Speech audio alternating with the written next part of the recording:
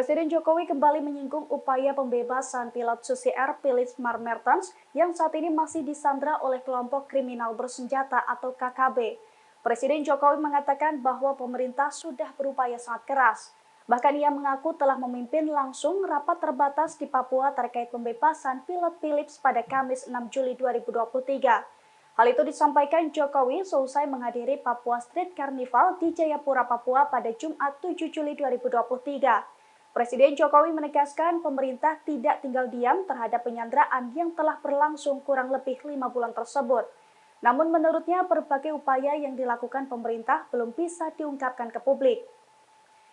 Sementara itu terkait dugaan adanya pihak asing yang mendukung KKB di Papua, Presiden Jokowi mengatakan telah berbicara dengan pihak Australia dan Papua Nugini dalam kunjungannya beberapa waktu lalu. Ia pun berharap dengan kunjungannya tersebut bisa meredam konflik yang ada. Sebelumnya, Menko Polhukam Republik Indonesia, Mahfud MD menyatakan pihaknya masih dalam proses bernegosiasi dengan KKB pimpinan Egyanus Kogoya untuk membebaskan pilot Susi Air Philip Mertens yang disandra. Pihaknya kini juga masih dalam proses memenuhi permintaan KKB pimpinan Egyanus Kogoya, yakni menyiapkan tebusan uang sebanyak 5 miliar sebagai syarat melepas pilot Philips. Mahfud juga menuturkan bahwa hal yang menjadi fokus pemerintah adalah keselamatan pilot Susi Air itu.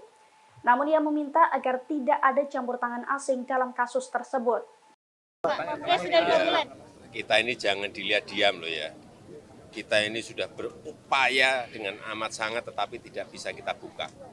Apa yang sudah kita upayakan, apa yang sudah kita kerjakan di lapangan.